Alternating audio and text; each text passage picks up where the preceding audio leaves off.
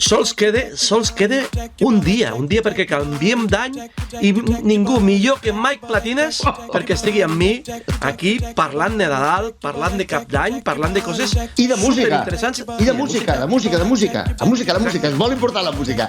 Hola a tots, hola Manel, hola DJs de Lleida, hola amics de Lleida, seguidors, i hola a tots els que ens veieu a YouTube després. Avui tenim la segona part, Manel, la segona part de les Nadales, no? La setmana passada vam parlar de coses tan interessants com la Mariah Carey. Sí, exacte. Que segueix sonant. Vam parlar també de Last Christmas, de Juan, en fi, vam estar parlant d'algunes de les Nadales pop modernes, perquè ens entenguem, no? Però avui anem a parlar, avui que estem, com dius tu, a punt d'acabar l'any, demà és Cap d'Any, anem a parlar de les Nadales clàssiques, aquella música a Nadal de tota la vida. I jo penso que a la cultura anglosaxona la Nadala més coneguda mundialment és el Jingle Bells. Jingle bells, jingle bells, jingle all the way. Oh, what fun it is to ride in a one-horse open sleigh. Doncs el Jingle Bells és un tema composat per James Lord Pierpont, amb un altre títol, amb el títol de The One Horse Open Sleigh, al 1857. O sigui, fa uns... No el sé quan penso en aquestes dates, sempre va pensar amb l'Elvis, que és l'època aquella que l'Elvis va començar a arrencar. No, atenció, 1857. Ah, ostres! Clar, és que... No t'havia entès bé. Clar, és que... 1800. 1850. No hi havia Elvis ni pare de l'Elvis. No, el pare tampoc, i l'avi, no ho sé. O sigui, per això et dic que 1857, per això dic que és una Nadala clàssica. Es va gravar per primera vegada el 1889 en un cilindre d'Edison. Ostres. Que Edison, aquells cilindres que eren com de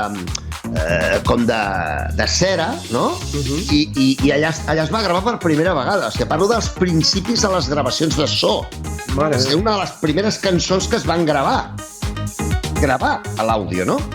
I hi ha moltes versions, inclosa una estil swing de Michael Bublé, però hi ha un detall molt interessant d'aquesta cançó, que tot i que és una Nadala, és una cançó d'una música de les festes de Nadal, molt coneguda a tot el món, no parla del Nadal. Ah, o sigui, és una cançó de Nadal que no parla de Nadal. Sí, és una cosa estranyíssima. Ara us vaig a traduir la lletra, un tros de la lletra, ok? Mira. Corrent per la neu, en un trineu obert d'un cavall, pels camps anem, rient tot el camí. Sonen les campanes dels bobtails. Els bobtails són... Sabeu aquells cavalls que tenen la cua tallada? Sí. En anglès, no sé com es diu en català o castellà, però en anglès es diu bobtail. Molt bé, doncs. Sonen les campanes dels bobtails fent els esperits brillants, ben o convertint, no? Que divertit és muntar i cantar. Aquesta nit, una cançó de trineu campanetes que sonen, sonen tot el camí. Que divertit és muntar en un trineu obert d'un cavall, campanetes que sonen, És a dir, parla d'anar en un trineu tirat per un cavall, enmig de la neu, rient i divertint-te. Punt. No parla ni del nen Jesús, ni de peixos que veuen al riu, no res. O sigui, de religió no parla, i tampoc parla de la festa. No, està bé, parla de divertir-se a la neu, allà anant amb un trineu. D'això parla. Però és curiós que en canvi és una de les Nadales més conegudes de la història, no? És de tota la vida. Sí. I ara anem a una altra que veurem avui, que és típica de la cultura anglesa, però s'ha convertit en universal, sobretot perquè hi ha una versió en castellà, que ara la comentarem, que és Little Drummer Boy o El Pequeño Tamborilero o El Tamborilero. Aquesta.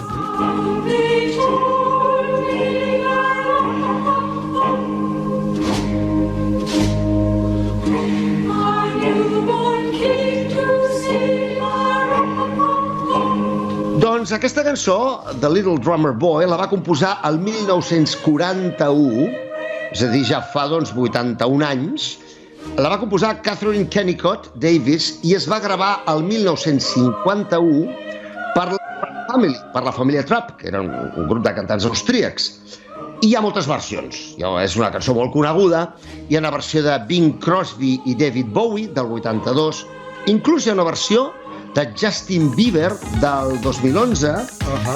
I també hi ha una versió de Boney M, del 81, que aquesta tu i jo l'hem punxat més d'una vegada, segurament.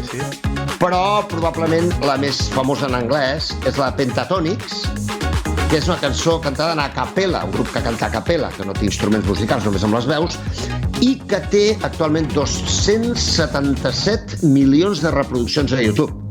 Impressionant. Però la cançó que nosaltres coneixem millor, és la cançó cantada en espanyol de Rafael, grandíssim cantant, per cert, que va ser número 1 a Espanya a l'any 66 i ja és tot un clàssic. Aquesta. El camino que lleva a Belén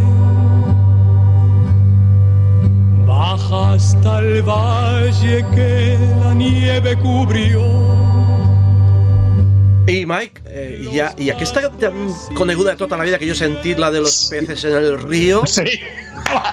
Aquesta què? Aquesta hem de parlar d'ella, no? Aquesta també. A veure, és que clar, és la típica cançó de la cultura espanyola, la cultura hispana, de Nadal. Aquesta. Pero mira cómo beben los peces en el río, pero mira cómo beben por ver a Dios nacido. Aquesta que té, clar, però mira com beben los peces en el río, evidentment. Que aquesta també hi ha un munt de versions i lletres diferents i cachondeo i memes i de tot. Inclús hi ha una versió dels Chunguitos.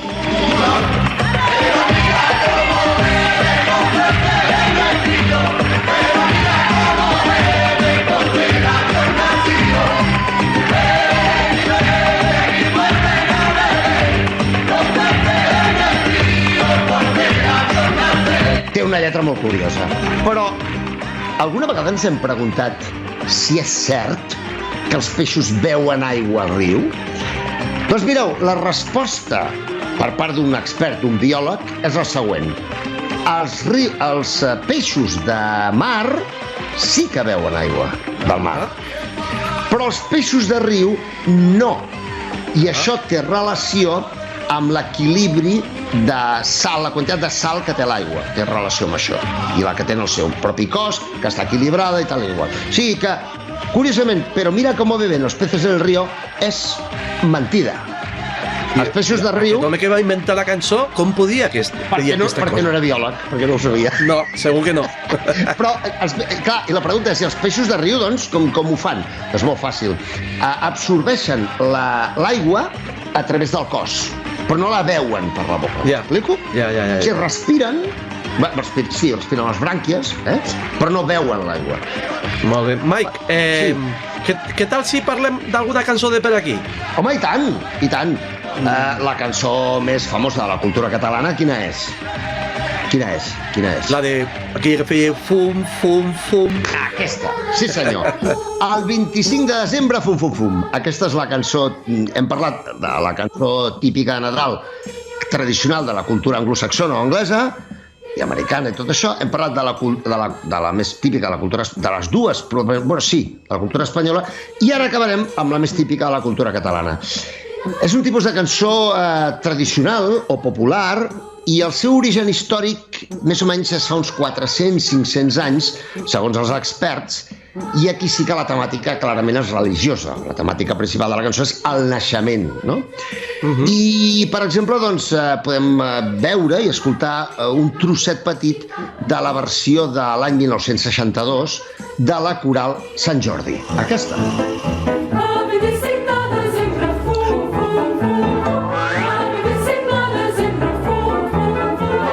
Molt bé, doncs fins aquí les Nadales, les de divendres passat i les d'avui.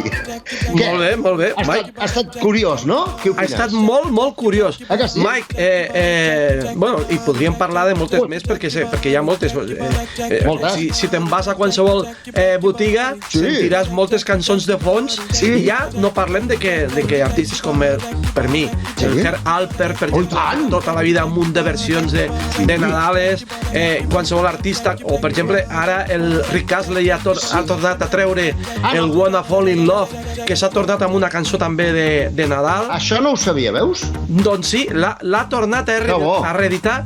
Hi ha una edició amb vinil, que ja saps que jo continuo comprant vinils. Tu eres vinilero. No te la puc ensenyar ara, però ha tret una versió especial per Nadal. Escolta, un moment. Això no te la puc ensenyar ara? Ha sonat una mica estrany, eh? Però ja te l'ensenyaré després. En privat.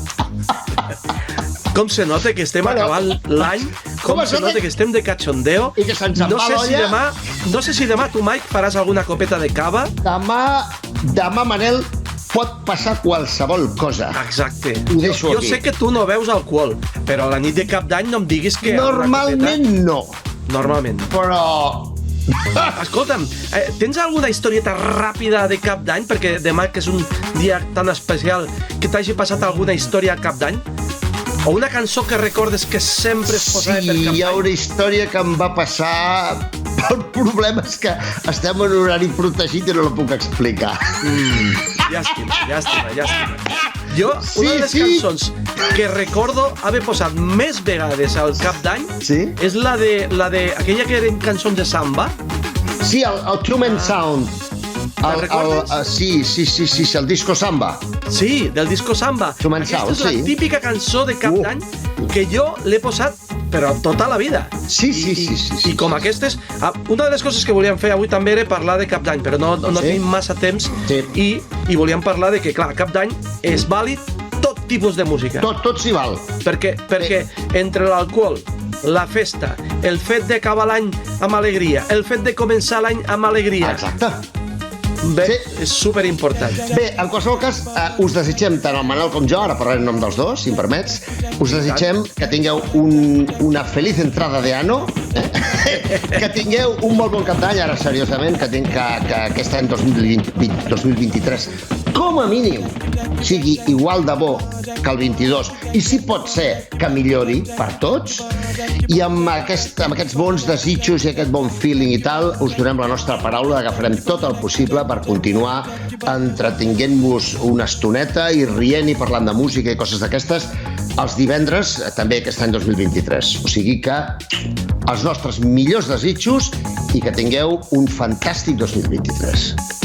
Mike, igualment, home, i que ho passis amb la família, que ho passis igualment. Bé. I la setmana vinent ens tornem a veure. Tornem a liar-la. Gràcies, Mike, bon any. Una abraçada a tots. Adéu. Bon any.